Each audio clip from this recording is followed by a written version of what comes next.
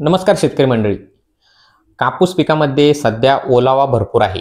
पाऊसच भरपूर प्रमाणात झालेला आहे, त्यामुळे ओलावा देखील भरपूर प्रमाणात आहे. तर आता आपल्याला या ओलाव्याचा फायदा या तण नियंत्रणासाठी करायचा आहे. शेतकरी मित्रांनो, आपल्या जर चॅनलला आपण आणखी सबस्क्राईब केले नसेल तर सबस्क्राईब नक्की करा. व्हिडिओ आवडल्यास लाईक करा आणि शेअर करा.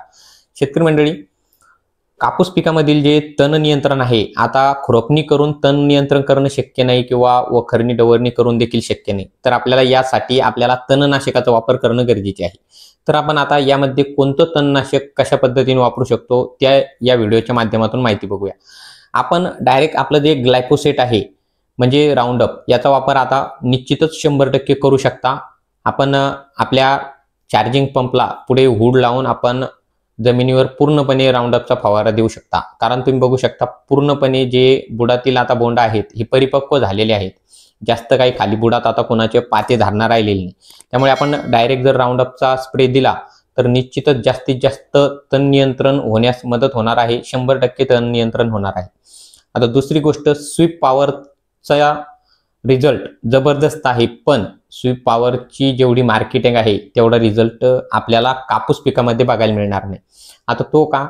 तर कारण आपण होतं काय, कापूस पिकामध्ये पूर्ण स्तनावर स्प्रे जाईल याची शक्यता नाही. कारण की खालच्या साईडला ज्या आपल्या फांद्या असतात त्यामुळे स्प्रे पूर्ण फिरवता येत नाही आणि पूर्ण तणावर जात नाही.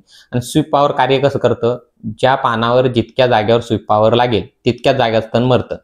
तुमच्या जर अर्ध्या पानावर स्वीप पॉवर पडलं तर अर्धच जळेल, अर्ध तसंच हिरवं राहील.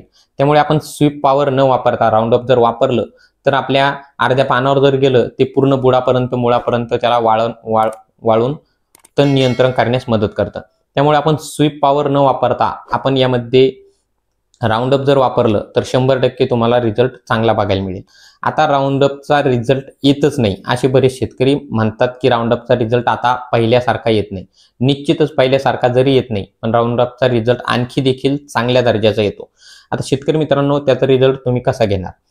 प्रतिपंप तुम्हाला कमीत कमी 130 ते 150 ml राऊंडअप वापरायचे आहे. आपल्याला त्यामध्ये 100 ग्रॅम युरिया वापरायचा आहे आणि एक आपलं लिंबू यामध्ये वापरायचे आहे. डायरेक्ट एक लिंबू 100 ग्रॅम युरिया आपल्याला कमीत कमी 130 ते 150 ml राऊंडअप यामध्ये वापरायचं आहे. 15 लिटरच्या पंपसाठी हे प्रमाण घ्या. निश्चितच 100% तण नियंत्रण तुम्हाला झालेलं बघायला मिळेल. व्हिडिओ आवडला तर लाईक करा. आपल्या चॅनलला जर सबस्क्राईब केले नसेल तर सबस्क्राईब करा. परत भेटूया एका माहितीपूर्ण व्हिडिओसोबत.